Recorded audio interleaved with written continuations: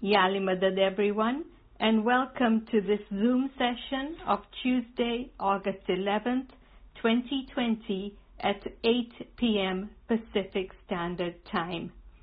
Tonight's topic is entitled Harnessing Knowledge from Sacred Wisdom, Part 2. This is Part 2 of a series of 3 lectures where Dr. HASSAM expounds on various speeches, sayings, and stories from the sacred wisdom literature and illustrates how these teachings can be incorporated into our daily lives. We will begin with a verse of Ginan, followed by Dr. Hassam's lecture.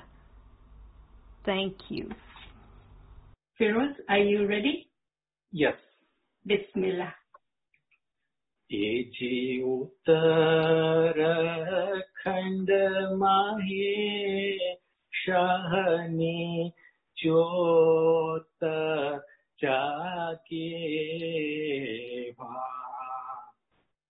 Shahana Pura Kamile Parake Taho chire bai Uttarakhand mahe shahani jot jagewa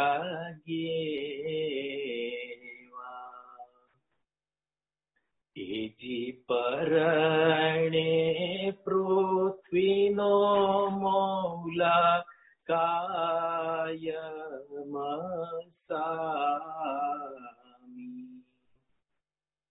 Shahana Lagana Maha Danale Vaho Tire Bai Uttarakhand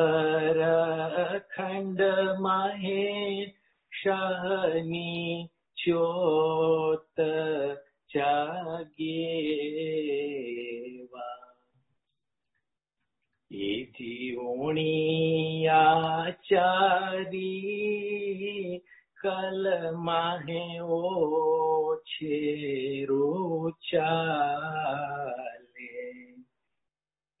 Sahib Te Papine Parare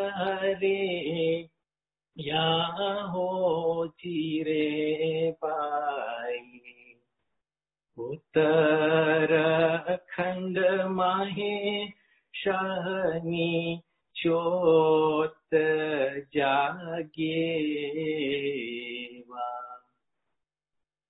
Eji Pane Pira Sadar Dina Suno Gatiyo Momano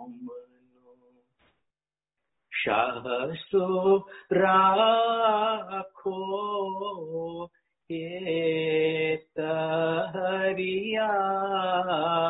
Lao Chire Pai Uttarakhand Mahe Shahani Jot Jageva.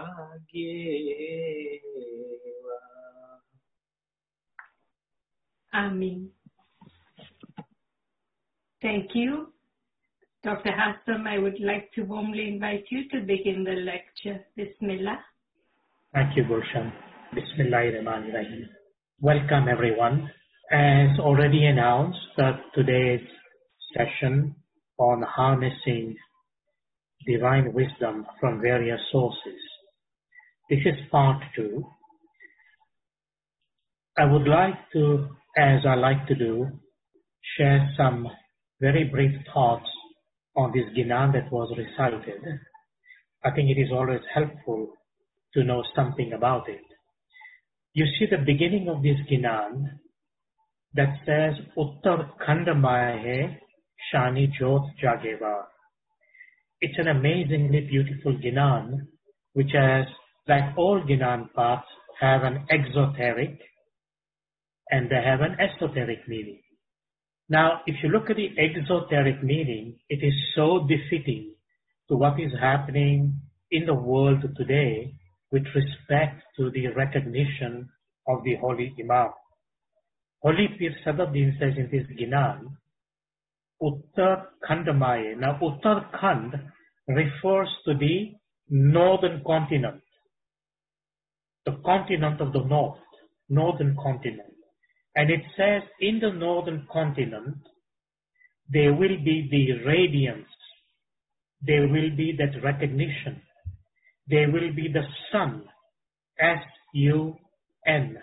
The sun means the brilliance of the Holy Imamat that will manifest itself. 700 years ago, Pir Sadruddin predicted that the Imamat will shine in the northern continent. And you can see the embryonic fragments, the seeds that have been planted in terms of the Holy Imamat's activity, not only just for our community, not only just for Ismailis, but more so for the continent at large, the people, and even the people in the world. But this is an amazing, amazing vision that the Holy Peers have had, that there will come a time that in the northern continent, the light, the nur of the Imam will become manifest. And now people have begun to know our beloved Imam, at least from his function as a spiritual leader, as Imam. And all I have to do to tell you is look at the parliamentary speech that HASSAM made, I think in 2014. Please reread that speech and think about it. That in a country like Canada, one of the most important countries in the world, and the second, maybe the third largest countries in the world, and into the Canadian Parliament, our beloved Imam expressed what Islam is and what the Holy Imamat is. And that is significant for all of us because the Imam has clarified that we are the only branch in Islam that has a living hereditary Imam. And of course, there are many, many, many things. If you look at the museum, you look at the pluralism building, you look at the various manifestations of the Imam's constructions all across the globe, but particularly in Canada and elsewhere nearby. You look at Lisbon and so on. What do you notice? Ask anyone who's been to the Diamond Jubilee celebration in Lisbon. What was that? If not the resplendent sun coming into its full manifest form. And today we have the seat of global Imamat, the Divan that is in Lisbon.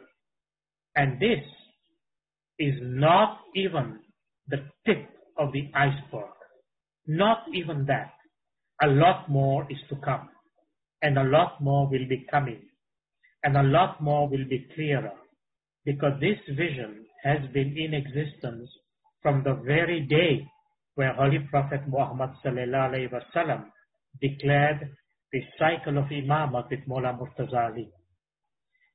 So coming back to the Ginan, this Ginan re-emphasizes, at least from this perspective, that in the northern continent, there will be this recognition and manifestation because the Holy Ginan says, Uttar Khandamaye Shani Jot Jageva. The word Jot means, if I use it the word symbolically, it's like a brilliant sun. It will stand out above anything, anybody, and anything. And that is what is happening. No person can deny this reality today. It's an absolute fact and reality. Now remember this word Jog, meaning the brilliant sun. I'm using that symbolically. Now that was the physical meaning, which we see in front of us. What is the spiritual meaning? The spiritual meaning is that in our Ginans, our holy peers, they have explained to us the spiritual geography of the human body. Just like there is the physical geography, and we say the northern continent, in the human body also there is the northern continent, the southern continent, there is the east, and there is the west. And in this Gnan, the peer actually clarifies and reveals the secret of enlightenment. And the peer says it is in the northern continent that the enlightenment the Imam gives or will give to a believer will come there. What is the northern continent? The human heart. The human heart symbolically is that northern continent based on the geography of the human body. And in this sense of the term, when a person is to receive enlightenment, that enlightenment will happen in the heart. And today I shall be saying a few things related to the heart. And inshallah it will connect with the spiritual message of this Gnan. And the last part that was recited has entirely to do with the love, devotion, affection, and submission to the Imam. And it says, and I'm just paraphrasing the meaning in the interest of time, it basically says that when you have this intense love and desire for the Imam, he's going to give you that salvation. Love is the key. And when there is love, there is enlightenment. When there is love, there is also knowledge. Always remember, in our particular case, the whole notion of knowledge is knowledge infused with love. And these two things are never separate, because it's like saying it is the intellect and it is the heart. And you know, while we are on this topic, so to speak, let me give you one interpretation of when we actually clasp our hands together. You see, the left hand, because it is in the left, we have a tendency to associate the heart being slightly on the left of the human body. So the left hand represents the heart. And the right hand represents the intellect, because predominantly the right hand is the one that is, so to speak, the working hand. Now I know there are lots of left-handed people, but I'm speaking symbolically. So you take the heart, the left hand. You take the intellect, the right hand. And you put the heart and the intellect together. It is the intellect, knowledge, infused with love that comes together. And look at this gesture. When we supplicate, because this gesture, remember, it's a manifestation of what is inwards. You express yourself more directly through the physical body, using body language from what is in your mind, meaning knowledge, intellect, reason, analysis, logic, and what is in the heart. How do you make that come out? You make that come out through body gestures. In other words, the body gestures influence what is in your mind and heart, And what comes out of your mind and heart manifests themselves through the body gestures. So there is, if you like, some resonance, some connection between what is happening inward and what is manifest and what is expressed outwards. And I think you understand that. You know, if someone waves at you, it's like a good thing someone says, hello, how are you, I'm here, whatever it means. On the other hand, and you know what that means, you know, the wave is someone trying to wish you, draw your attention through this movement of the hand. On the other hand, it could be, God forbid, someone makes a gesture that is not very polite, and you recognize the gesture, and you can tell this individual is disrespectful, and this individual may be insulting, and is insulting. He didn't say a word. No word has been spoken, just the gesture. And the gesture is indicative of what is inside this individual at that moment. So, exactly in the same way, in Tariqa practices, the various gestures and postures of the body represent, by and large, what is inside the heart and inside the knowledge or the intellect or the mind. Unless an individual is doing these things mechanically. And if you do it mechanically, God forbid, that's mechanical. And therefore, there is a disconnection between the reality of what we are doing, meaning you are simply copying, you are imitating, and that is often not recommended. So it is said, you need to be able to understand your postures and gestures with what is in your mind and heart, because eventually everything emanates from the heart through the mind and eventually manifests itself through our physical body. Another example of that is the act of prostration. We say sujood or sajda. And at some point in time, I'll take it on to explain a lot more about these postures and gestures when we will be using perhaps the dua or some other way and means to express those. But it was important in this Dinan to realize what our holy peers teaches us. And that is why understanding, as our beloved Imam said to us, remember the instructions of the Imam in a farman, that we must carry the meanings of the Ginans in our heart. Here the heart comes again. And therefore, our holy peer, in many, many different articulation and expression, have used the heart symbolically.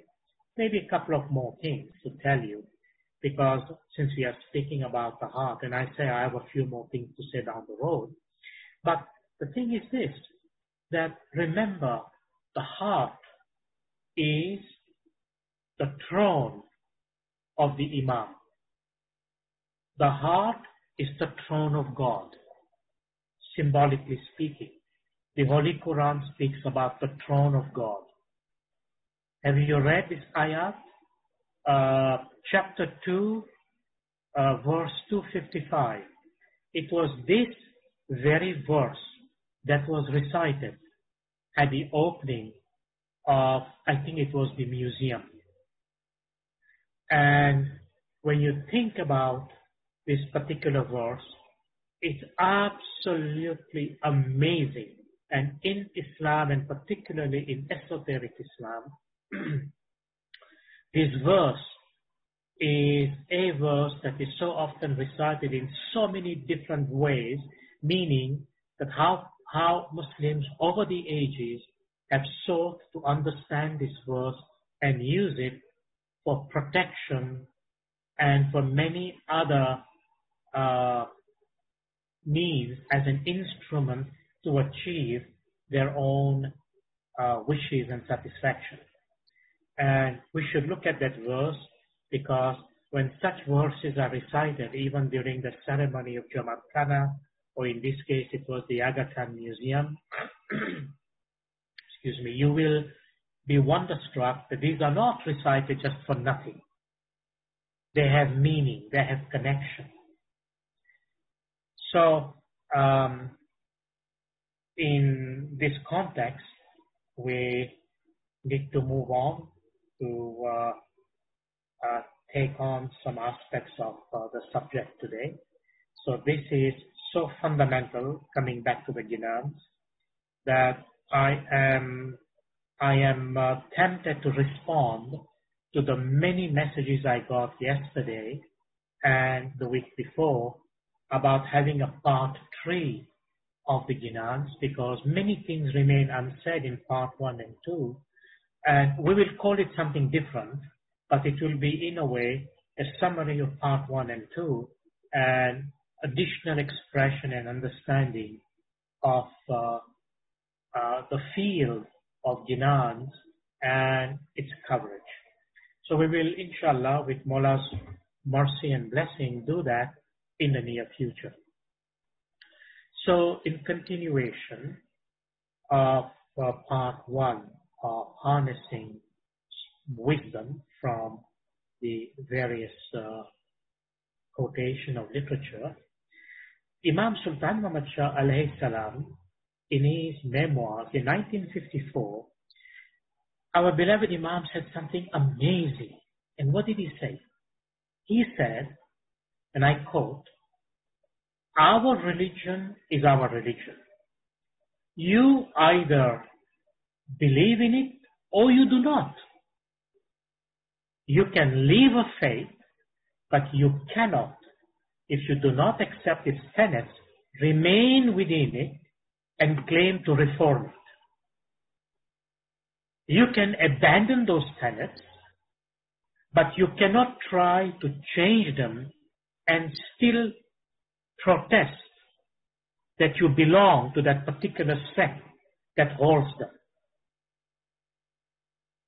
And look what the Imam says. There has never been any question of changing the Ismaili faith. That faith has remained the same and must remain the same, unquote. This is a public statement in the writings of Imam Sultan Muhammad Shah sallallahu alayhi wasallam about Ismaili faith. And I hope that you will remember that our beloved Imam in Dar es Salaam and other places has also articulated that to say that our tenets, our tradition, our practices, they stem from Hazrat Ali alayhi salam. And our beloved Imam says, we have the essence with us. And there can never be a compromise in that essence. The word of the Imam of the time. And it is a sacred duty and solemn duty upon every murid to constantly reflect on the essence and try to understand what is the essence. Because if the essence is timeless, as it is, because the essence never changes, and in the quotation I've given you, the Imam says that there has never been any question of changing the Ismaili faith. That faith has remained the same and must remain the same. Of course, our beloved Imam is speaking about the essence. The forms of the practice may change. The external form may change. And even the changes in the external form has the association and has a link with the essence. This is so fundamental to understand. So understand this. Essence never changes. From the day of creation, it was this essence that was manifest. Our beloved Imam has told us in other farman, Ismaili Satpant Dharam, the Ismaili path of practice. This Sirat al-Mustaqim has existed from the day of creation. It was there even before. But let us say, if you are saying from a physical point of view, from the day of creation. I mean, obviously, if it is Sirat al-Mustaqim, think about it. It's not like it was something else before and suddenly the Sirat al-Mustaqim has come into being. That doesn't make sense. It's not logical at all. Why? Because the Sirat al-Mustaqim is in existence because of the Nur. The Nur is Sirat al-Mustaqim. So it was there from the very existence of creation. And it is this path that has run along, all along, until it has reached today, meaning where the Imam is, it is Sirat al-Mustaqim. And remember, I have said to you before, the manifestation of the Nur in the various phases of religious evolution and religious history, the Nur has always been present at all time, every time, without gap, at every second of human existence, not even human, even before human. But that is the story for another time. The focus here is this manifestation that has been from the beginning of physical creation and of course before that, and that essence has never changed. So what happens to the forms according to our interpretation given by the Imam of the time? No forms can be changed arbitrarily. Just because someone doesn't like the form, it doesn't mean they can be changed arbitrarily. No. Nothing can be changed arbitrarily. You know why? Because in our tariqah, the forms reflect the essence. But when that form has come to its to the end of its usefulness, then the form is re-examined under the guidance of the Imam. And it is the Imam of the time that has to say, I accept this form because it reflects the essence today. That is why if the Imam accepts the form itself is the articulation of the Amra, the Farman, the command of the Imam, and it is that command of the Imam that makes the form valid. If the Imam is not accepted the form and we make it up ourselves, it's not valid. It will not reflect the essence. So when it comes to our practices, we have to be able to say, are these the forms of practices our beloved Imam has authorized us in our tariqah practices? If the answer is yes, Alhamdulillah, Shukr Mawla, that form will do its magic when we practice it, because it reflects the essence. It is in this context so that we always remain fully attached to the holy guidance and holy farman of the Imam, because it is that guidance, that holy farman, that gives us direction and that gives us the authenticity and the validity that that form reflects the essence and will bring the intended results. Without which it would be without meaning, and it would not serve the purpose. Precisely for this reason, I always mention to all the listeners that I'm being very specific about our tariqah and how we view things within our tariqah. And remember, the Imam is always, always, always, always, always has been, is now, and always will be the pillar, the center, the foundation of what Ismaili Dharam, Ismaili faith represents. Which means the Noor is always going to be manifest and available to the Mu'mins, to the faithful, for this guidance, direction, farman, and eventual salvation. Because that is what it is. That is our tariqah. This is how we relate to it. And this is the manner in which we understand it.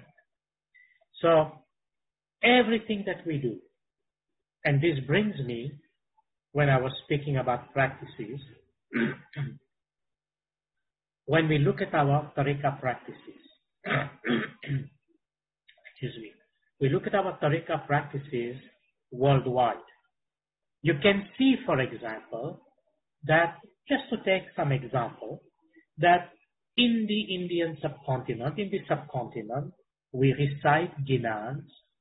In Central Asia, we recite qasidas and mankabats and masnavis, and there are other forms of poetic expression.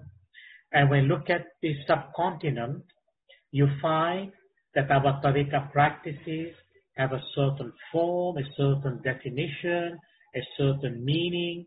And when you look at our brothers in other parts of the world, they have also tariqah practices that kind of differ in form from the ones that we practice in the subcontinent. And sometime it may be, perhaps it was in the past, maybe not so much today, that people used to say, well, this is right, this is wrong, this is not this way, that is not that way. Don't even go there. Don't even go there. Because the fundamental rule about all our practices that emanates from the essence is the acceptance of the Imam. When Maulana Bapa says, I accept this, I accept that, I accept that, I accept that, however varied they may be, however different they may be, procedurally or otherwise, the fact that Maulana Bapa says, I accept, that is it. It's accepted. The magic will happen. Because when the Imam accepts it, it will become fruitful. It will bring results. It will be beneficial. Imam doesn't accept, it's not beneficial. Point is doing it. There will be no gain in doing something the Imam does not accept. And our beloved Imam is also said, while we are speaking about the essence, that only the Imam of the time has the authority to make those decisions. Which means how traditions come together, at what point they intersect, at what point they actually resonate, in which way those traditions and practices are defined to reflect the essence. That is what our beloved Imam says, that is his prerogative, his decision, and his authority. So, that is so significant for us to understand. That is how, in the scale and scope of pluralism, we are able to project, to practice, and understand how wonderfully the essence of our faith is so significant and articulated in these various dimensions of culture, practices, manifestation of the essence.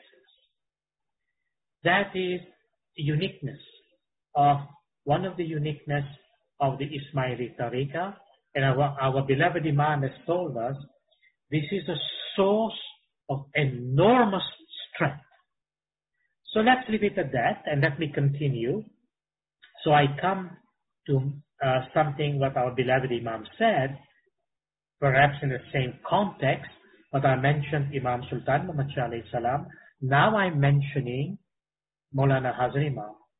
You know, he said, this was in September 25th, 1964, our beloved Imam said, I'm sure, our beloved Imam says, you will never forget that our faith is based on thousands of years of history, and that we should learn from history and not to think that our past is of no use to us now, and that it can therefore be rejected, abbreviated, or altered. So before I explain a little further, you know, before anything is rejected or abbreviated or altered, as I just mentioned a moment ago, it has to be by the authority of the Imam. No one has the power, permission, authority to do any abbreviation, any rejection, or any alteration. That is, as I mentioned a moment ago, the prerogative, the sole and exclusive prerogative of the Imam of the time. Now, look at the expressions of the Imam. Mullah Bapa says, I'm sure you will never forget. And I hope we don't forget that our faith is based on thousands of years of history. You know, when you look at the construct of other traditions, and when they go back thousands and thousands of years, you notice something very significantly different. But in our tariqah, our beloved Imam said, is based on thousands of years of history. And we should learn from history. And we should not think that our past is of no use to us now. And that we can therefore reject, abbreviate, or alter. So, be mindful as a murid that it is not what we seek, it is what our beloved Imam says that guides the faith and that makes the faith significant, that makes the faith beneficial, that makes the faith fruitful. After all, what would be the purpose of practicing anything in any faith, especially in a faith like ours, where we have the essence, if what you do in that practice is not accepted, not gainful, not profitable, and doesn't produce any results? What would be the point of that? Waste of time. It would be bringing you nothing. Means you are gaining nothing in this world, and you are gaining nothing in the hereafter.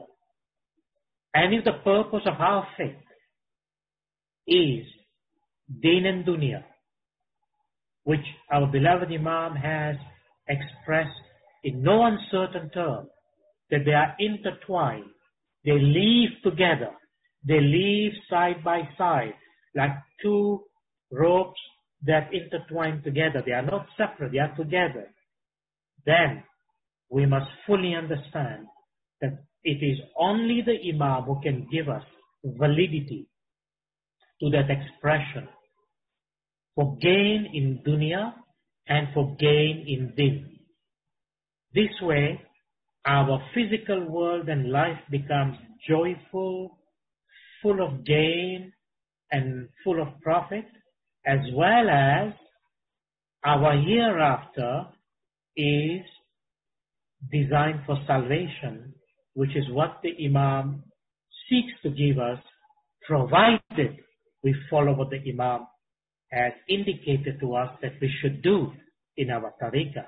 And we remember the essence of our tariqah, and we remember how we are committed to that essence.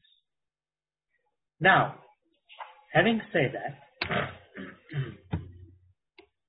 in some of my lectures, and I'm bringing this matter up because, again, it was some questions that were posed related to this that I should bring a bit more clarification. And I'd like to do it now. And this is related to the notion of truth. I sometimes tell you that there are at least three categories of truth. There may be sometime in the future a lecture that I'm going to give on the whole notion of truth, in a sense that what are the parameters we must bear in mind when we are seeking to discover the truth. Now, I'm leaving the word truth as it is right now because this word has many other levels and layers. You know, scientific truth is one kind of truth. Philosophical truth is another kind of truth. Psychological truth is another kind of truth. But religious truth, theological truth, esoteric truth, you can go into all these various manifestations, which is not the lecture today, but nonetheless important to understand even within the context of what I have just mentioned. And what is that? So there is personal truth, there is political truth, and there is objective truth. And you know, these three truths, so to speak, they shape our understanding of the world or of the universe in which we live. And let me just say what I have to say right now about the internet. The internet is, how can I put it? It is the epitome, if I can put it this way, of confirmation bias. I don't know whether you understand my expression. Because the internet isn't foolproof by any means, and you know that. In one place, our beloved Imam has spoken about faulty and correct knowledge. That is, there is the good, the bad, and the ugly in the internet. Not everything is really kosher. Even the many scientific explanations provided are not absolutely correct. That's why it always, sometimes in places like Wikipedia, it would say this requires editing. More references are required. More explanation is required. Or sometimes a challenge comes in to challenge what is written there, and so on. So it is constant evolution of understanding and knowledge from the physical point of view. So what are these three truths? Well, look, personal truth is, like the word says, personal. How much knowledge do you have? How much understanding do you have? What is the level of your education? Who is it that you read, that you think you should believe them? Who is it that you are listening to, that you think they are saying something that is resonating with you, and you consider it truthful, and it resonates with the way you understand that truth? How do you know this truth is permanent or temporary, that you will not change tomorrow? Personal truth. That is your personal understanding of that aspect of information, knowledge, and if that knowledge leads you to wisdom, then how you interact with the source within which that wisdom has come from. But it's all at a personal level.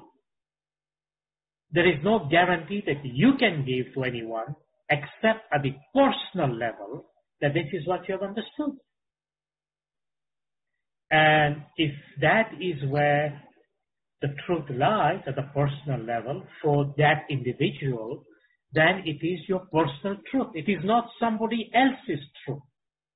It is not somebody else's conviction of that information.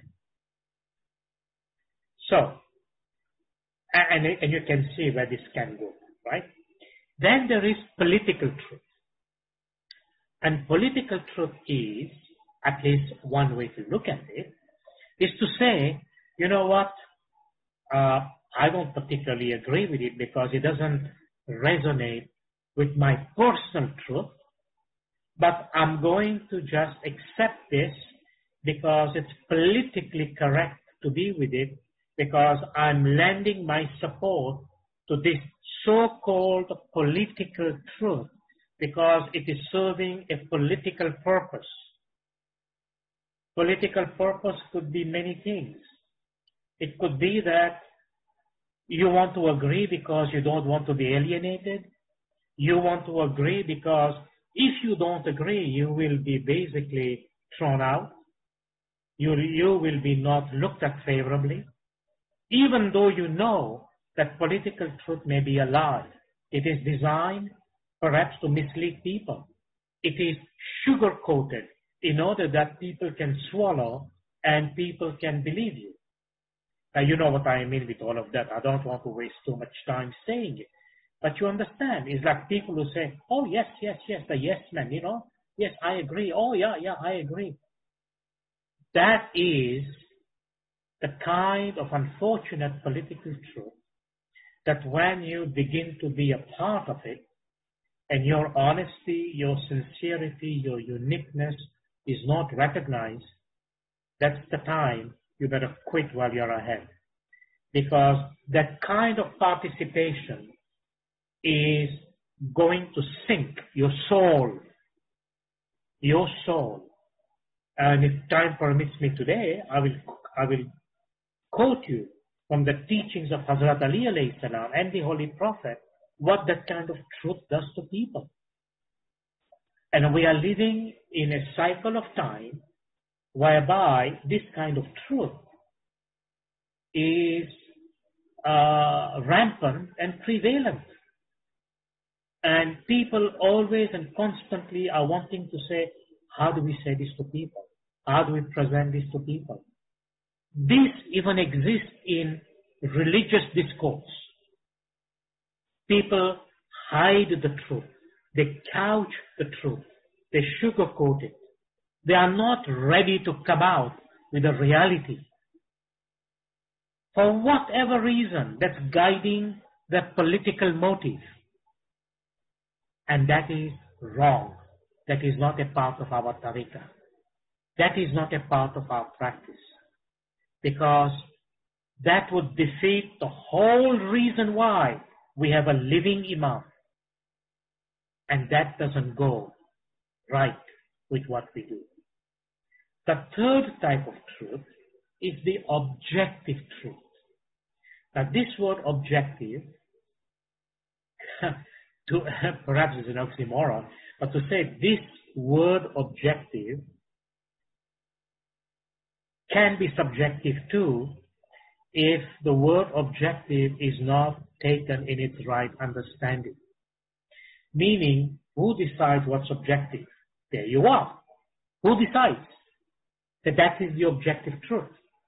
Scientifically speaking, if you validate a certain part of science through experiment, which is what we do, and that experiment validates the hypothesis, and you form a theory out of it, and then the theory serves the purpose, well, we may then, in that level, perhaps says, this is the objective truth, whether you believe in it or not. The truth is there, and it speaks for itself. But this notion of the objective truth, in its highest form, is called hakikat. Hakikat. And that objective truth, to keep it simple, can only come from the imam. Meaning, it is knowledge of the nur. And the imam proclaims it, the peer explains it, distributes it, clarifies it. That's why when we speak about the knowledge that comes from the holy peers, as I've been doing in my last 2 lectures, is basically to take that knowledge on the basis of objective truth.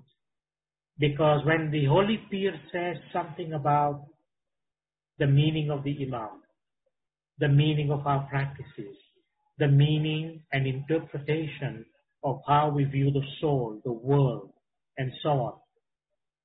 The peer, because they are the highest in creations, and they have the nur, which is the totality of that knowledge of the creations in them, they can tell us this is the truth, this is the haqiqat, this is the inner and absolute reality, then you and I don't have to debate about it. We accept that because at the highest level of our understanding, at the level of the spirit and the soul, that haqiqat, that knowledge shines. And we know that it is it. So, I don't want to make that the whole presentation today, but I needed to give that clarification. So, when we are speaking about our practice, the haqiqat, it is that objective truth. Not a personal truth, not a political truth. Of course, you as an individual, you are entitled to your personal truth. That's up to you. That's up to you. But you have the option to search and discover and say, but what is the objective truth? What is the haqiqat? You can debate at the level of Shariat, if you can, because remember that Shariat is very cut and dry, depending which faction you're talking about. But if you look at the level of the Tariqah, you can debate. Sit down and debate. Is it red or is it blue? Is it absolute or is it relative? Is it north or is it south? You can debate it. But at the level of the haqiqat, the human intellect becomes enlightened, illuminated, and then it submits true free will and illumination, not as an imposition. It submits to the haqiqat.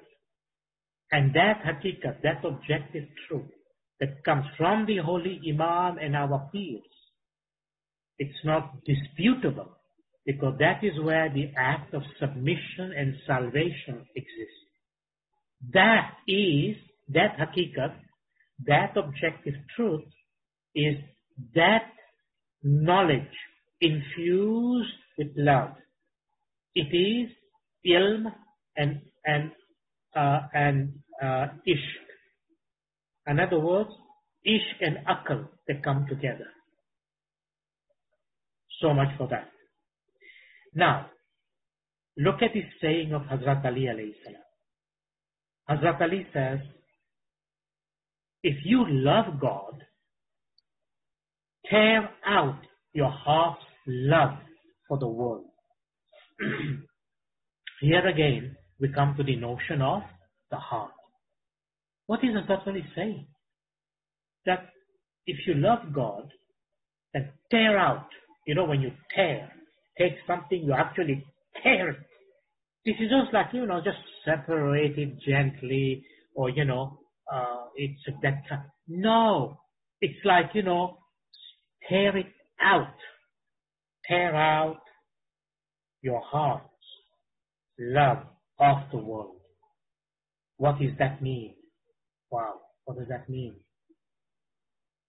It doesn't mean to give up the world. Hazrat Ali said, be in the world, but not of the world. In other words, what is it you want to engage when you are in the world? Engage everything, but not your heart. In other words, do not create that false sense of idol worship of the world in such a way that you have taken the throne of God, which is the human heart. Remember what I just said. The human heart is the throne of God. You have taken that throne and you have put the world and all the garbage of the world on it. And then you are saying to Mola Bapa, come to my heart. And Mola Bapa is going to tell you, where do you want me to sit here? There's no space for me. Okay, I go. Tear out your heart's love for the world. And our beloved Imam has said this too in some of the farmans, where sometimes he gives us blessing for the material world. And what did he say? Remember that farman where he said 11 times no, no, no, no. He said no, not of the world, but of the soul. So our Imam is very clear about it, because remember, it doesn't mean you can't be loving in the world, you can't appreciate the world, you can't live your life in the world. All that is permitted to the fullest degree. What is not permitted, that you begin to make the world your God. And in Kaljug, this bad cycle of time that we are in, this dark cycle of time that we are in, the tendency for the human soul is to become attached wrongly to this illusion of the world. And we think this is our paradise and our ultimate destiny. And that forgetfulness is what causes all the trouble. It means that ignorance causes all the trouble. When I say ignorance, it means the delusion created by the layer of Maya into this world. And we are not able to penetrate that Maya, and as a result of which we fall into the material realm and we say, here it is. And what we do, we invest everything here. The investment is here. Complete investment into the material world. Doesn't make sense. So the Imam says no. So Hazrat Ali said, tear out your heart from the world if you love God. Now, talking about the heart. So now, excuse me, since we are speaking about the heart, this is what I want you to do in the next little while, is make all this connection about heart, and heart. It's very significant.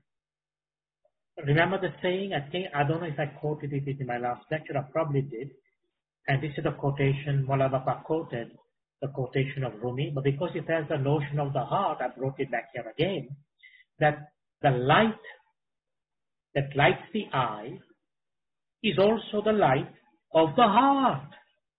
But the light that lights the heart is the light of God. Do you see the connection? Do you see the connection? Why must you tear the world out of your heart?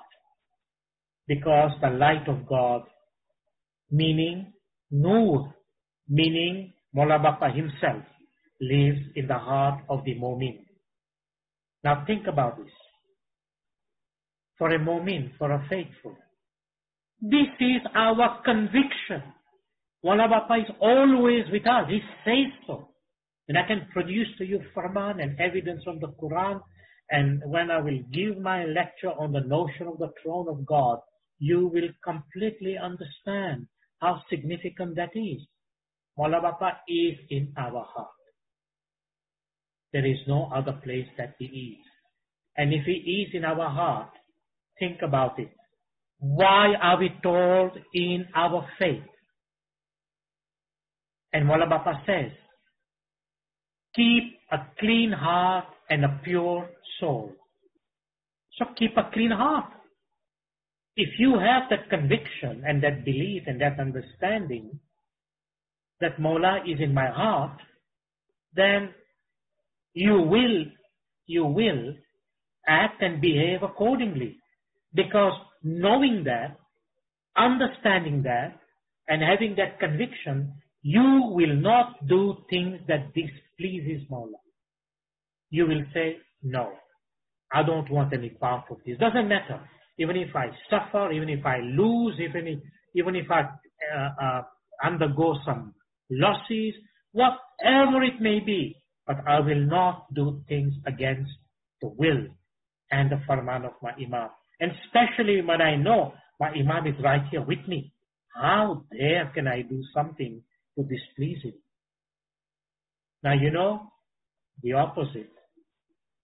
When you truly have that connection And remember, this is not for nothing that when you think, when you said, Mawla is in my heart. Why heart? Because heart is love. Heart is love. But not only love. Remember what I keep telling you. Ishq and Akal, they are together. The heart is where there is spiritual intelligence. The mind or the brain, if you like, is where it has intellectual intelligence. And because there is spiritual intelligence, it is also, the heart is also that symbolism of love. Knowledge infused with love. That's where Maula Bapa wants to be. He likes the intellect to be another facet of the faith. So, keep a clean heart and a pure soul. And how do you do that? Follow the farman. Practice our faith in the way our beloved Imam has told us to practice. That would do it. Now there is a lot of wisdom. I'm not speaking about it right now, about the notion that the light that lights the heart is the light of God. And that light, if I can just tell you now, is the light that emanates from your soul, from the Ruh, from the Atma, that is right here in your heart and that permeates your whole being, and that is also outside your own being in levels and layers that you may not have conceived or understood. Again, we will inshallah come to it. Now, remember this quotation of Rumi, because it's quoted by the Imam, right? It says, the light that lights the heart is the light of God. Now look what Imam Sultan Muhammad Shah alayhi salam says. This was in 18 February 1950 in Karachi. Imam Sultan Muhammad Shah says something so amazing. I often have tears in my own eyes when I read this, and it is so moving. It is so loving that I don't know how else we could ever express our gratitude and submission and prostration to Mawla for such grace, for such beneficence, for such mercy, for such love and compassion. Listen to this, and I quote. Imam Sultan Muhammad Shah alayhi salam says, night and day, I am in constant remembrance of all of you. It is my hope that you too will, in the same way, keep remembering me. Night and day. For my spiritual children, there is forever place within my heart. Within the Hakiki Mu'min's heart is my home. We say Salawat. Look at this last sentence. Within the Hakiki Mu'min's heart. You see the word Hakikat here? Hakiki from Hakikat. Hakiki Mu'min. The one who's the Hakikat Mu'min. In the Hakiki Mu'min's heart, what did the Imam say? Is my home. Where does the Imam live? In our heart. That is why our holy peers have always said to us that you are not just Mu'mins, you are Hakikati Mu'mins. And you know, in our tasbih, we often say, Ya Ali Jamaat ne Hakikati Samajte. Meaning, Mawla bless us with the understanding of the Hakikat. Meaning, that inner reality, that ultimate truth, that objective truth, where there is no dispute, no simply submission to the Nur. That is the Hakikati truth. And that is what the Hakiki Mu'min does. That you allow our beloved Imam to know, meaning we allow the Imam to be part of your heart because that is where he lives. So if you are inviting the Imam in your heart, Remember, He loves a clean heart and a pure soul. Then He's there. Now, is it coincidental? Yes, it is. Pleasantly coincidental, but not accidental that our peers have mentioned notions of the heart and this love symbolism throughout the thousands and thousands of verses in the Ginan. And the one that I've often quoted, I'm quoting it again because by now you should be familiar with this one here. I wish I'd asked somebody to sing it. It would have been such a nice thing, but it doesn't matter. We will bring it back at some point. And that is the verse in Saloko motto of Holy Pir Shamsh, the first verse. And it says, very quickly, Satguru Kahire, Dil Mahe Deval Pujiye, Ane Dil Mahe Deve Dua, Dil Mahe Sanya Ape Vase, Ane Dil Mahe Ape Dida. Look at the magic. Dil, Dil, Dil, Dil, and Dil. The heart, the heart, the heart, the heart. It says, the enlightened guide, Satguru. I explained that yesterday, remember? That means that person whom has lived and achieved that truth, that hakikat, and he's at the level of marifat, who possesses the nur, we call that person Satguru. So, the Satguru says, what the Satguru says? In the heart worship the Lord, and in the heart is the abode of the Imam, the Lord. In the heart resides Mawla, the Lord Himself, and it is in the heart the Lord, Mawla, will give Dida. What a great divine secret. If you can understand this, you will know that when you are saying your prayers,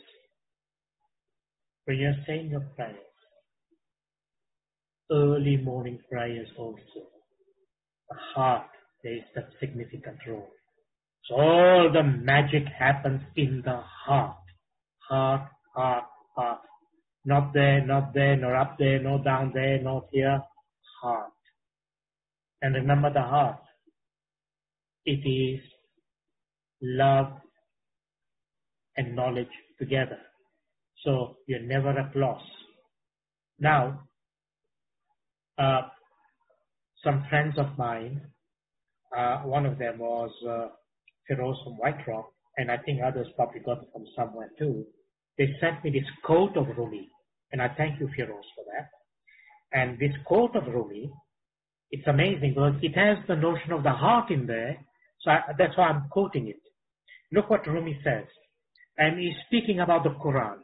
He says, how should you look at the Quran and how you look at the Quran? He says, if you look at the Quran with your eyes, what will you see? Words.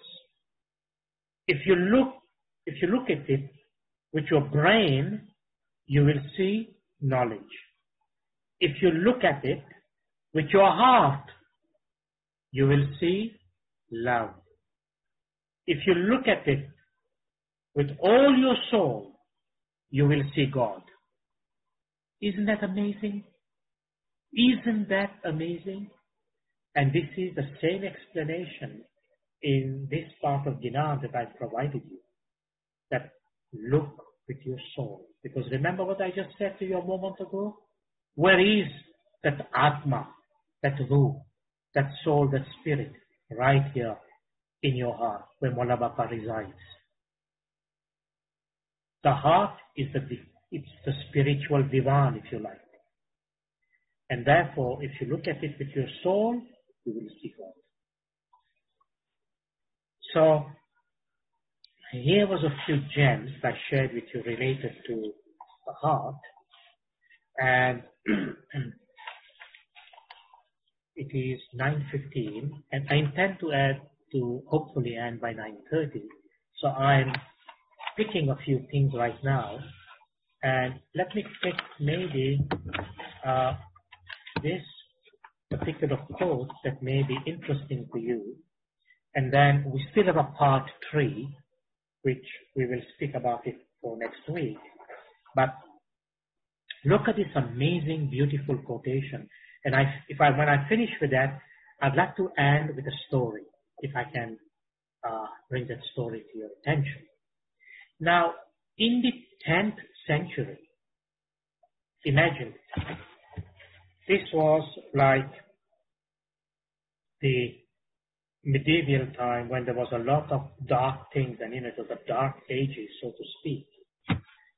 There was a group of Ismaili philosopher-scientists. I say Ismaili because many of the research indicates that this group of philosopher-scientists in the 10th century, they were known as the Ikhwanus Safa, meaning the Brethren of Purity.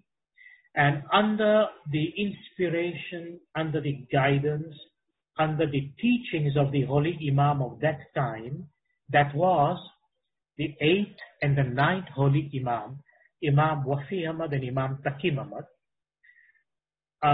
they compiled and put together a voluminous encyclopedia in 52 volumes. Imagine this, in the 10th century, where it is impossible to imagine a more clear example of humanistic expression for the world that Ismailis did in the 10th century. Now, I know the history of the Ikhwanus Safa is very blurry. In some places it is very clear. In other places the research is going on. But simply to tell you, our wonderful Institute of Ismaili Studies have begun to publish many volumes of those 52. And it is within one of those volumes that I want to give this particular quotation. There are other quotations that are so amazingly spiritual that it would be, well, not taking it today, but you would be wonderstruck how matters of the soul is explained.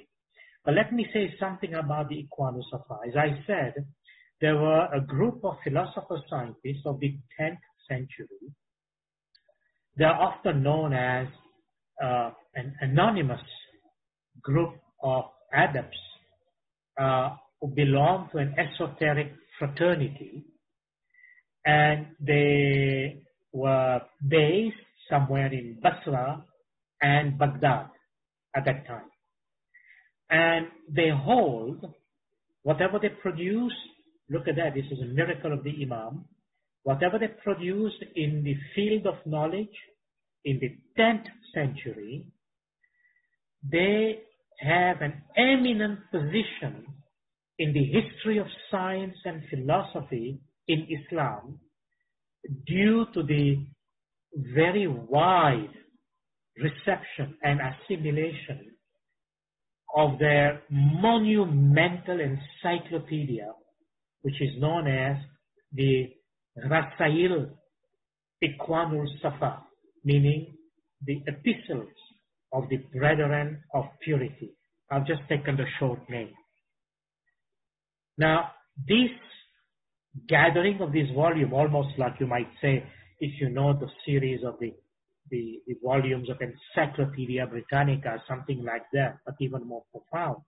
It says this compendium, as I mentioned, contains 52 volumes, 52 epistles, offering a synoptic account of the classical sciences and philosophies of the age, and is divided into 4 major articulation of knowledge, and those 4 major classification of knowledge, which was valid at that time. Today we have many more classifications, but these classificatory parts, they contain each section, each part contains various themes, and you will be wonderstruck to think. It is hypnotizing, it is enlightening, it is, if you like, uplifting when you read the text of these encyclopedias, because it contains themes in mathematics, in logic, in natural philosophy, in psychology, in metaphysics and theology. And it contains many fables, stories that teach about spirituality. But you know, one of the volumes amongst all these others that are so fascinating, one that really attracted me was volume 52. It's in two parts, 52A and 52B. Guess what volume 52 is all about? Volume 52, it's about magic. And you're going to say, give me a break. Magic? Are you talking about like magic? Yeah, magic. And you know, the notion of magic was connected by these philosopher scientists with astral magic. I'm not explaining it today, but I'm telling you what it is. And what is the correct use of this discipline in astrology, in other occult sciences, and particularly in the form of what magic refers to. And whether you think it or not, but let me tell you something else.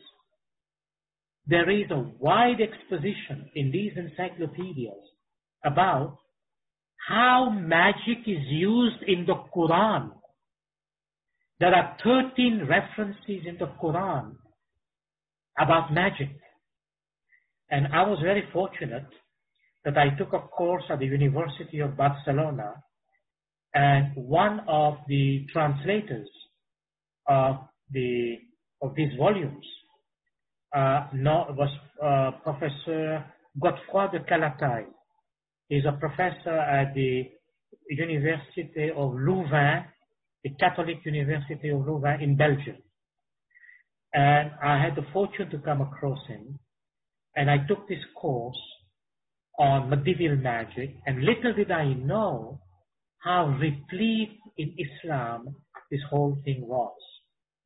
And of course, in the Iqwan Safa, it is so much more explanatory. Anyway, I just told you this by way of introduction, so that hopefully to excite your thinking, your intellect, and see that besides the normal sciences that we know, did you ever know there is a science of magic? And I can tell you this is not the only place. And understood properly, you would know when we speak about this type of sciences, they are part of a divine science. We are not speaking about this spooky hocus pocus magic that you are in the world today. That is total nonsense. It has no, it cannot even be called magic. And I know people sometimes speak about black magic and so on. It has a reality.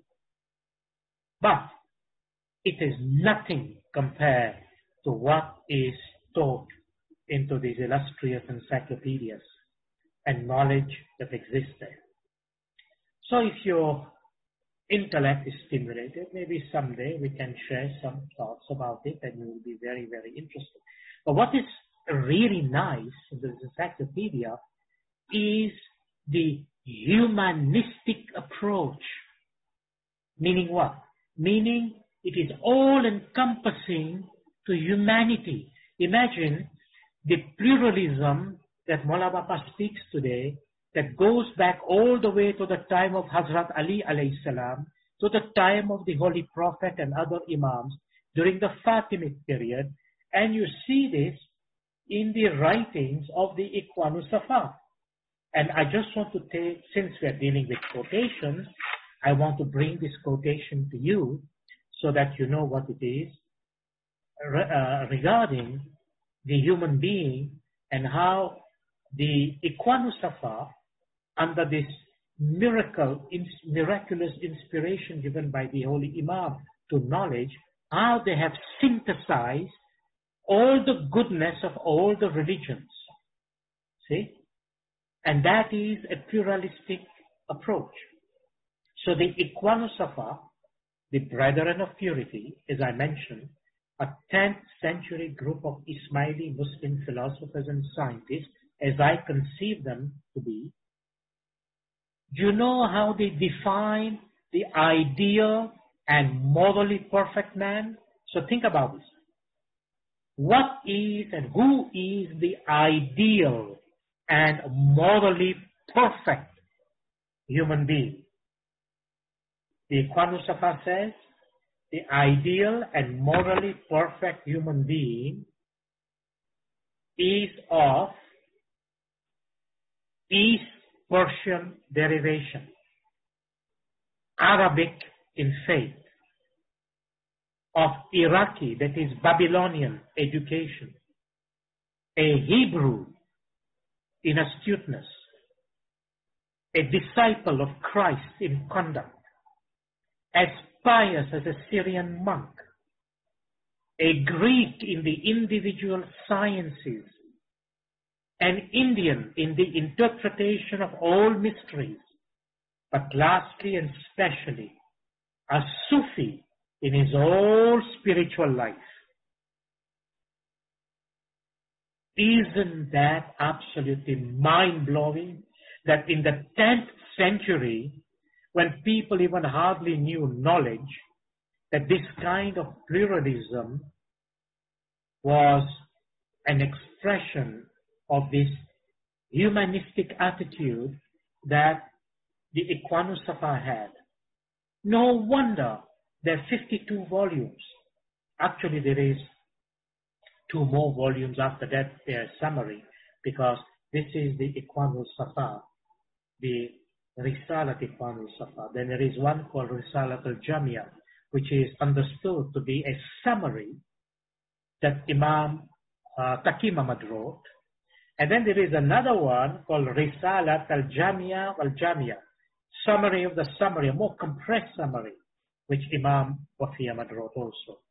But now, as I said, there are controversies in this history. There is various forms of claim into this history.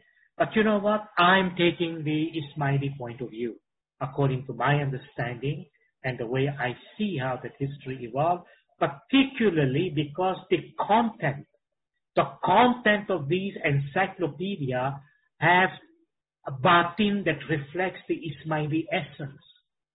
And if you look into these encyclopedia, when it speaks about the cosmology of creation and the cosmology of the human being, you would be wonderstruck. That's for another time. But look at this quotation. Would you like me to read it again very quickly? That an ideal and morally perfect man. Look at these qualities, okay? And think about it in today's world. What that means. What that means as an expression of our faith and our tolerance and our pluralism and what should be our understanding and how we take the best of all and put it together. And I'll explain the last part about the Sufi in a second. That the ideal and morally perfect man as of East Persian derivation. Now, what was so significant about East Persian? Because in that society, it was the best composition that a human being could be at that time in history. East Persian derivation. In other words, it comes from the racial root of that society. Okay? I don't have time to go into all the details, but just to tell you the key point. And then Arabic in faith, meaning as a Muslim to have Iman, Arabic in. So they say, if you want to know from which biological or genetic root you should come from, be of East Persian derivation. If you want to know about Iman, faith, then be like a Muslim. That's what it says here, Arabic of in faith. And then Iraqi, that is Babylonian in education. At that time, when it was known as Babylon, It was the highest pinnacle of human achievement, scientifically, philosophically, and in many other ways. So if you wanted to earn an education that was respectable, then you had to go to Babylon in Iraq. And then it was a Hebrew in astuteness. A Hebrew means a Jew. But the word Hebrew is all-encompassing. It's not in that pejorative sense. Please don't take it in that pejorative sense. But it means that the notion of astuteness, sharp, critical, well-meaning in reason and intellectual, you're astute, you're clever in that sense. So be like a Hebrew in astuteness. A disciple of Christ in conduct. Behave yourself as if you were a disciple. You are following the teachings of Isa Nabi in the Injil. And then as pious as a Syrian monk. Now Syria was an amazing location where the history of this monkery of monks and the monasteries that existed there at that time, they preached a kind of piety that was so amazingly, mystically real that a human being achieved certain forms of transformation. A Greek in the individual sciences.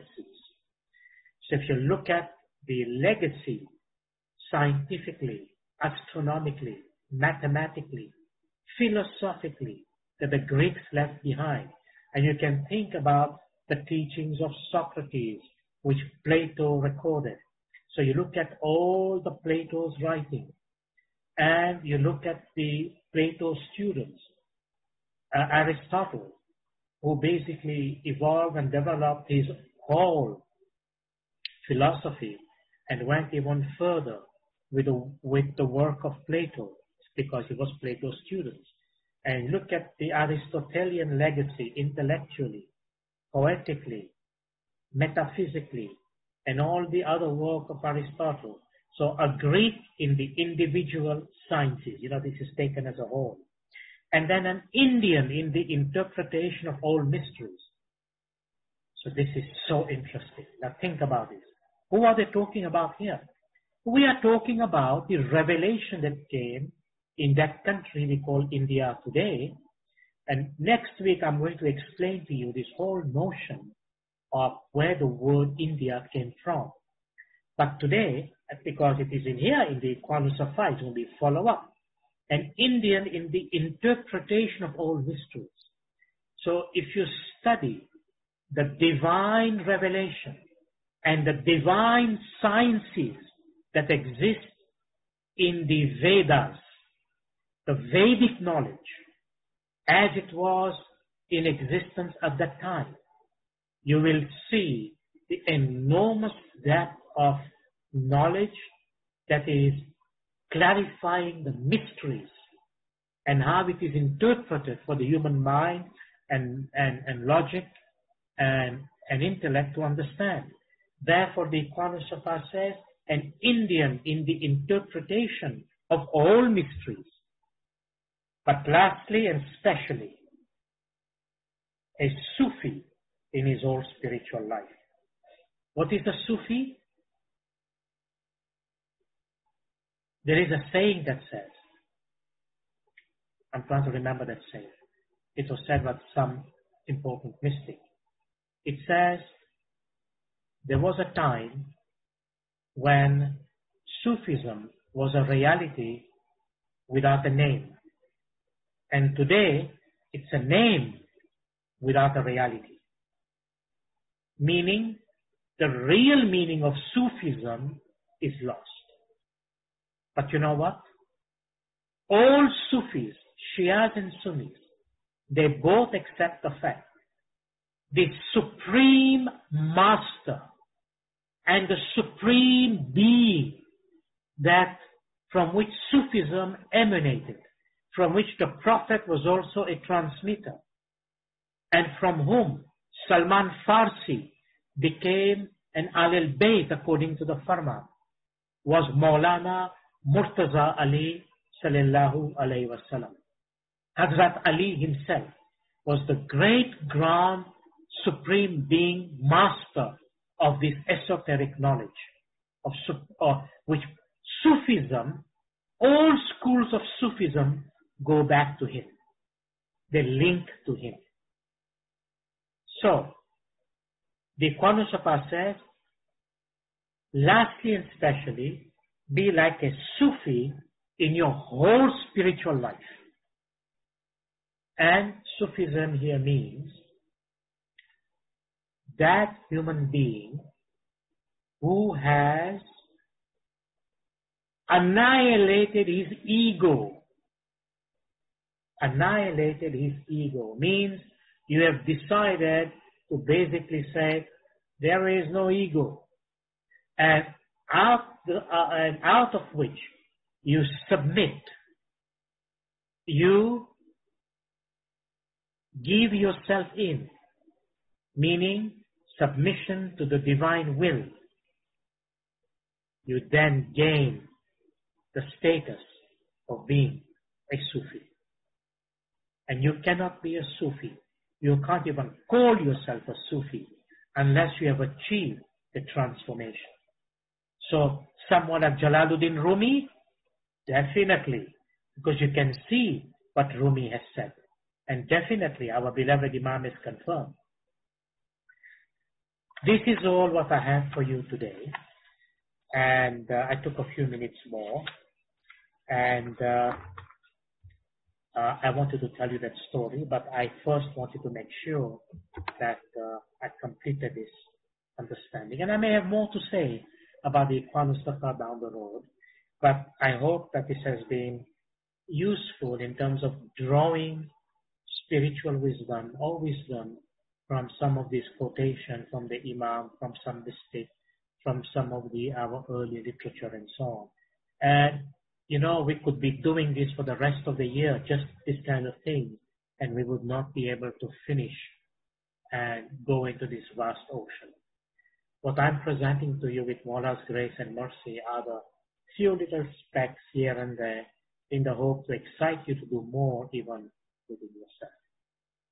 Thank you very much for your participation. Gulshan, back to you. Yalimadot, Dr. Hassam, this is Faiza. Yalimadot, Faiza. Gulshan was having some internet issues, so I'm going to take over from here. All right, thank you so much for doing that. Yeah, not at all. So we're going to move on to a Q&A period now. And so this would have been an exit point for anybody that would like to or needs to leave the session now. And okay, the question is, let's see, it seems like quite a long question here. Betul Kyal as part to the soul's spiritual enlightenment. Does one's path of forgiveness need to be complete to achieve enlightenment? Not exactly sure what the question refers to, but if I understand it correctly, you know, it is in response to the question, the notion of an enlightenment is not just that simple. But let me just put it to you, perhaps in a simple way. In our tariqah, the whole notion of enlightenment is Maula Bapa's grace, mercy, and blessing. But from the standpoint of the believer, of the murid, of the faithful, it is obedience. Obedience, unconditional obedience and submission to the will and the farman of the Imam. That opens up the path to enlightenment. And there was a question in that question related to forgiveness. Yes, indeed. You remember the holy farmans of the Imam? What did he say? That if somebody harms you, don't say that tomorrow you will harm this person. Maula Bapa said, forgive and forget. When the Imam says that, there is a spiritual and a material reason.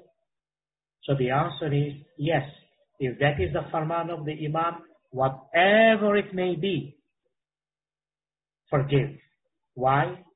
because the act of forgiveness is disempowering, taking away power from the person who did you the ill.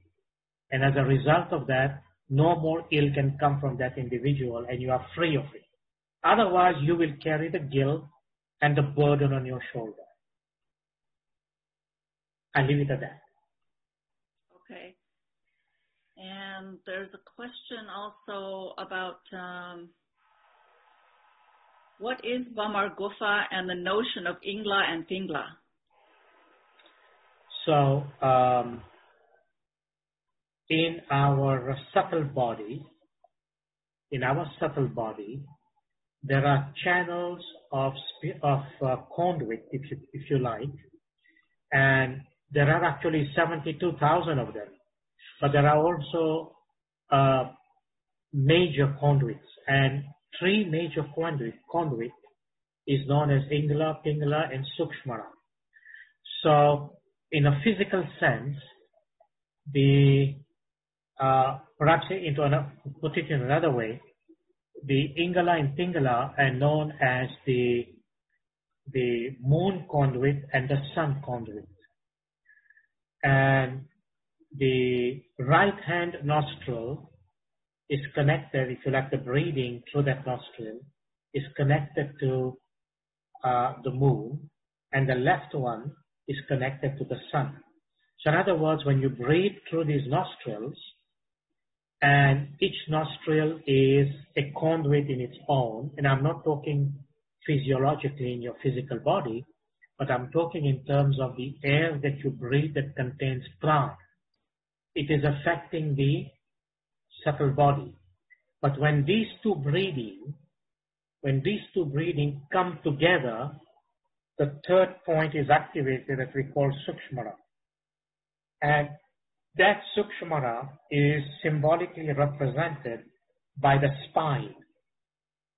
And it meets right here at the top of the head.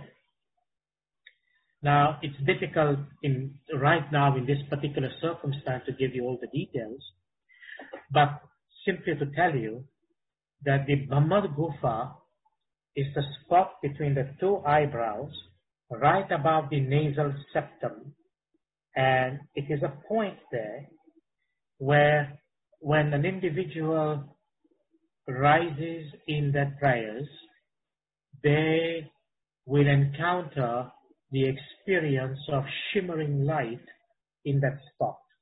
And that spot is often used even for people doing their prayers.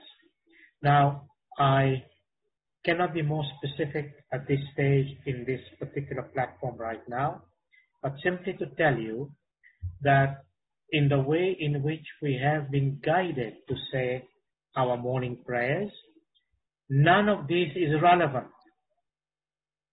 Pingala, Pingala, Sukshmara, none of that is relevant. And what I simply need to tell you is follow what the Imam has said. It is total and complete in itself. And why is it not relevant is because you'll be wasting your time getting there. You won't succeed that way. You won't succeed. You will succeed if you follow what the Imam has said. Now look, if you need more explanation, then please contact me personally, then I'll be happy to tell you if that is a personal issue. Thank you. There's another question in the chat here. It says, how a couple sharing marriage life have responsibility of dasand? How do I evaluate this marriage from our faith teachings? Second part is a harder one, like how to evaluate a marriage. You know, that brings to me a hadith of the Holy Prophet. And a very beautiful hadith. And I don't know if that answers the question about evaluation, but the hadith says, a man marries a woman for 4 reasons. And so the Holy Prophet says, a man marries a woman either for her wealth, her social status, her beauty, or her faith or religion.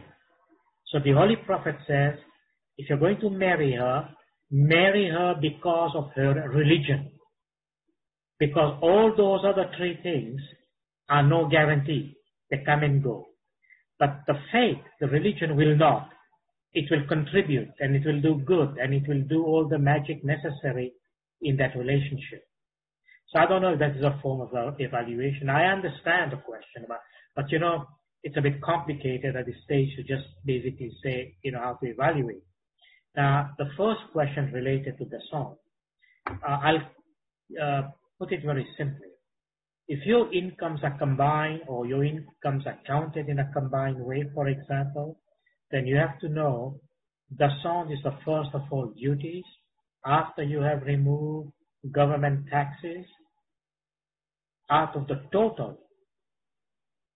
The song is calculated, meaning the rate of the song that our beloved Imam has given us is 1/8 or 8 bhag, or 12.5%.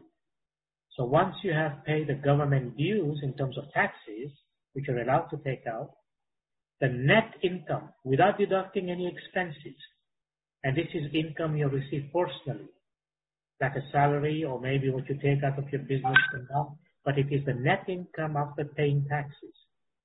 Then 1/8 of that, 1/8 of that net income is your dasan, before any expenses of any kind that you may conceive or have. So that is the way to do it. Okay, thank you. Actually, there's more to, there's a continuation on that same question. Yes. It says, what kind of karma implications are there if I decide to break up this marriage and get a divorce? I wish I was a marriage counselor. I would tell you a lot more about it. Now, the notion of karma comes into being. Look, I don't know the details. I can't give you that kind of focus, but let me just say things generally. If you break a marriage for the wrong reason, meaning that you will cause grief and suffering to another individual because of the wrong reasons, and because of your selfish reason, and because of a reason that goes against the grain, they say, you will definitely bear negative karmas on you. Because the grief, suffering, and the pain you cause to another individual is not something that you can just delete, efface, or brush it under the carpet. It can't happen. You will have to bear the consequences of it. And the consequences are very severe. They go with you to the hereafter, and then they can come back with you in your next life. So don't think there is no accountability. Now, that does not mean that people don't divorce. Divorce is not a sin or a crime, but let me say one thing to you. There is a hadith of the Holy Prophet Muhammad sallallahu alayhi wasallam, where the Holy Prophet says to us, there is nothing that can shake the throne of God except divorce. Imagine that. Now, if you know what the throne of God is, go and read that ayat of the Quran, Surah number 2, verse 255. Holy Prophet says, nothing can shake the throne of God but divorce. That means breaking that unity is not recommended. Divorce too happens when people don't get along, because in Islam marriage is a contract, but don't just leave it at that. There are other responsibilities, as our beloved Imam has said in one farman. You are taking the life of a human being unto yourself, vice versa. And you better understand that this is a human being. And this human being you did not create.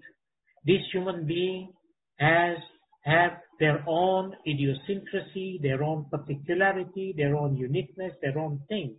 And marriage means that you bring all of that together and hopefully find a point of resonance and a point of harmony. Sometimes it's very difficult, but not impossible. And remember, I mentioned, I think in my last lecture, the way in which human beings are supposed to live when they come together, like in a marriage. In the Gnan, the Holy Pir says, Nari Purushnu Ekdharam, Kamiya Rakoto Nalage Karam.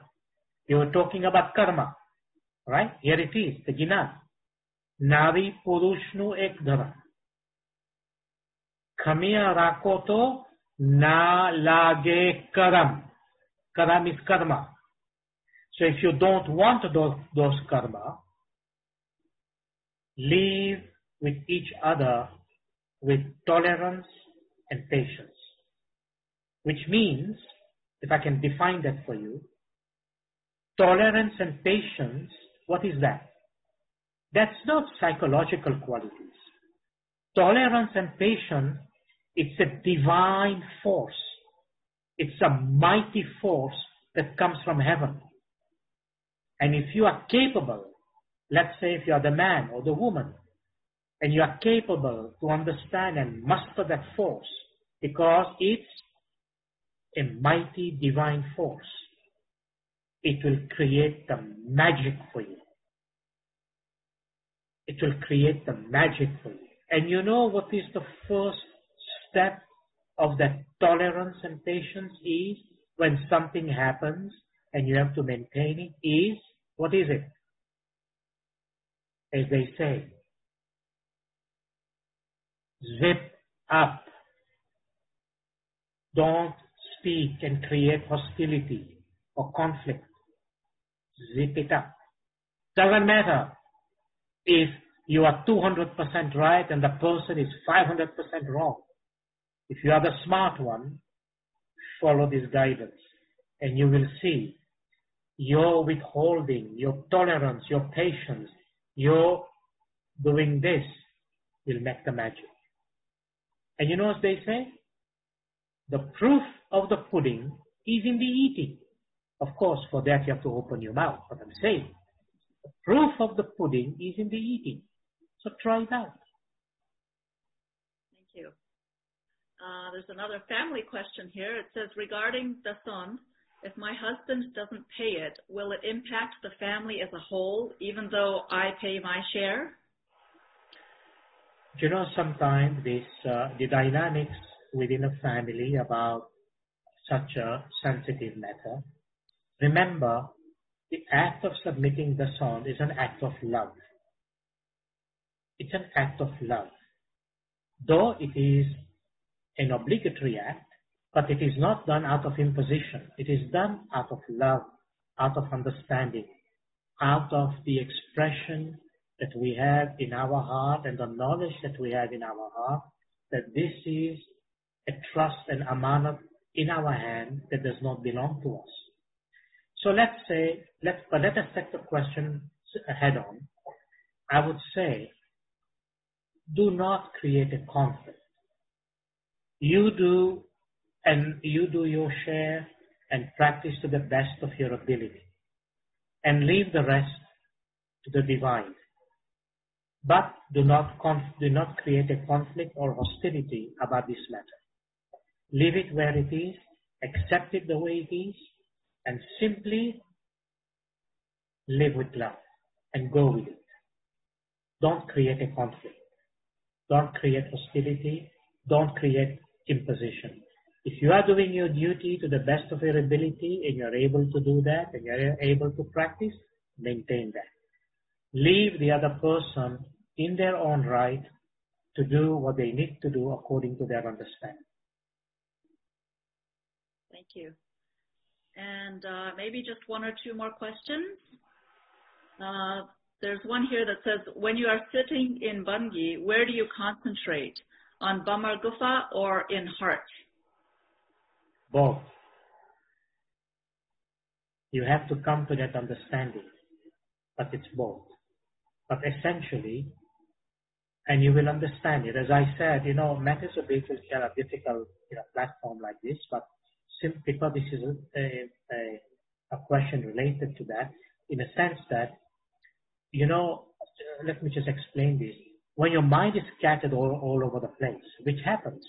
Why? Because of, there are many reasons, but one of them is our engagement into a different sphere, the material sphere in particular, and also because maybe our emotions are out of control, our desires are out of control, our thoughts are out of control. So one of the things that we do as a point of bringing all these particles together is to pay attention there. But the practice is made through the heart. But the heart isn't separate than this. They are connected. That's why I say both. And you will find, if you are patient enough to be able to engage yourself, then you will find that that is indeed what happens. So make it come from the heart, and this alignment will come in its own time. Okay. And there's another one here that says, so are there any planets in the universe and the Imam and the Pir are over there too? One thing I can tell you without hesitation,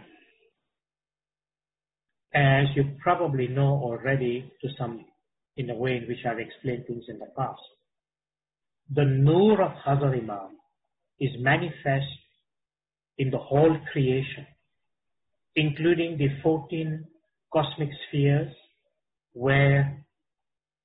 which is his creation, and the 18,000 worlds within it. And the Imam is present in every single domain of that physical and spiritual existence, without a shadow of doubt. Without which the whole creation would collapse.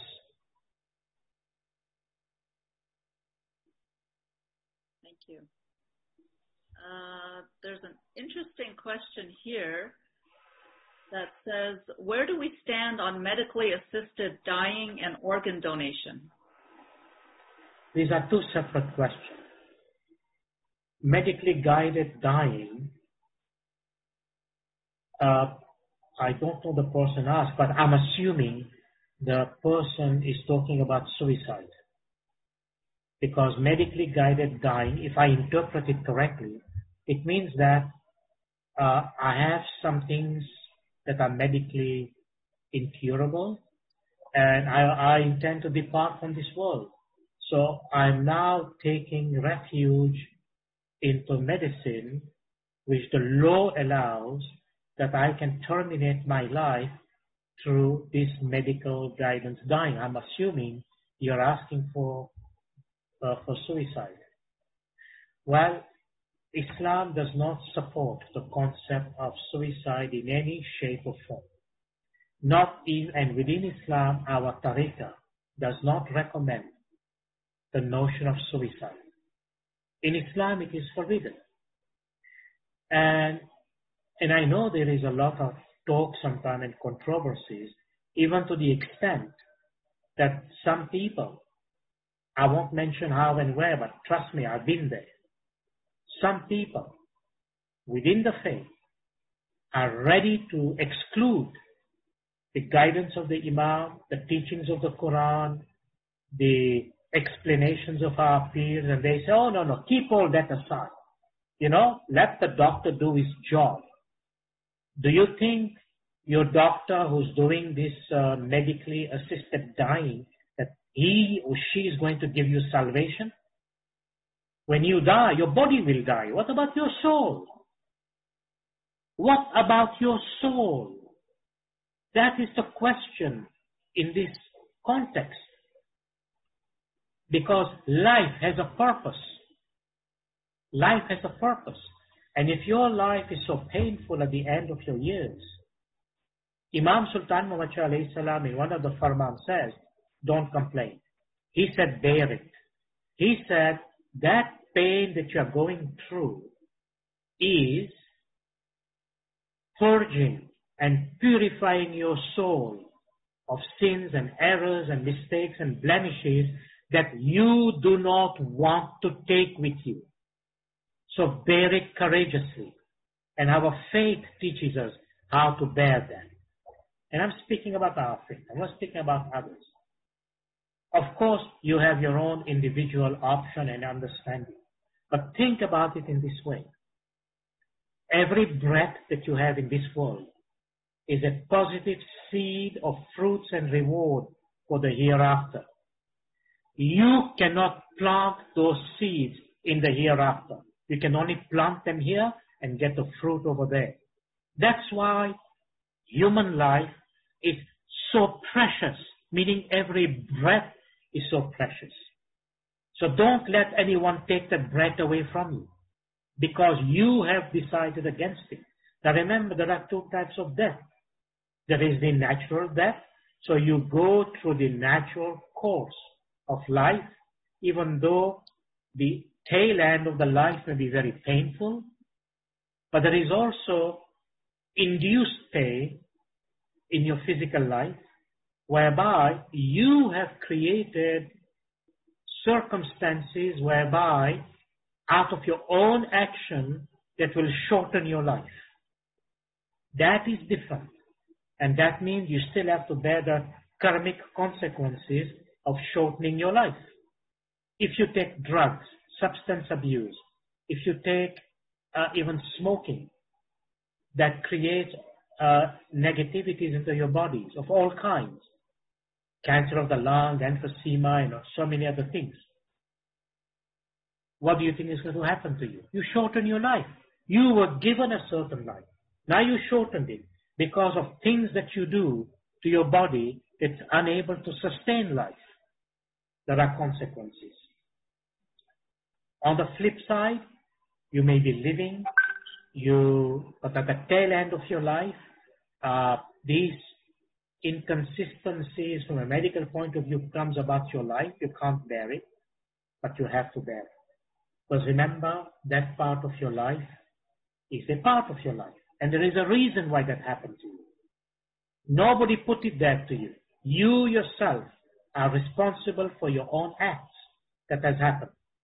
So bear it. Bear it with courage. Bear it with faith. Bear it with hope that when that life, that physical body will terminate, you're free, your soul, your Atma will be free of grief, no disease, no anxiety, no worry, nothing negative accompanies you. Why?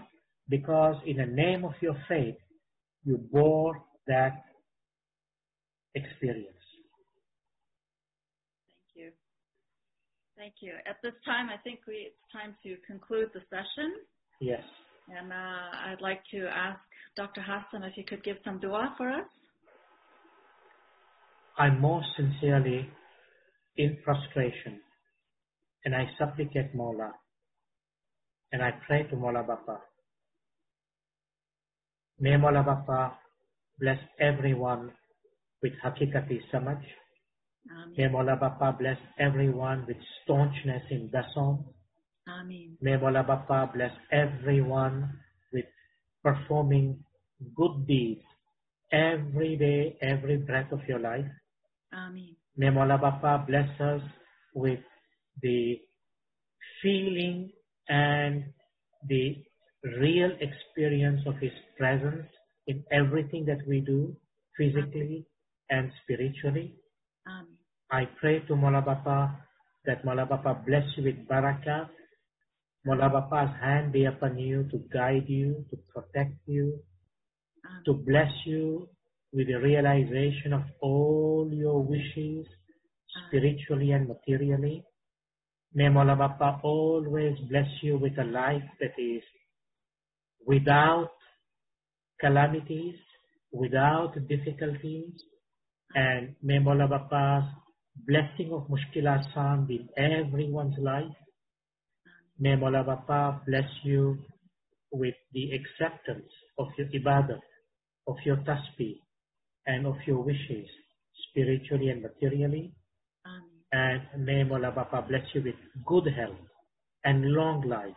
And may Mawla Bapa provide you sustenance, maintenance, and Mawla Bapa provide you prosperity and abundance, and bless you with Zahiri, Batini, Vida. Amen. Thank you, Dr. Hassam, for tonight's lecture. And thank you for your time. Thank you for your knowledge. I would like to ask now that Mola accept your seva and Amen. continuously give you plenty of opportunities for more seva. Amen. May Mola always bless you and your family. Amen. And that may we all have the blessing of absorbing the knowledge that you shared with us today and incorporating it into our daily life. Amen. Thank you for your kind prayers. Amen.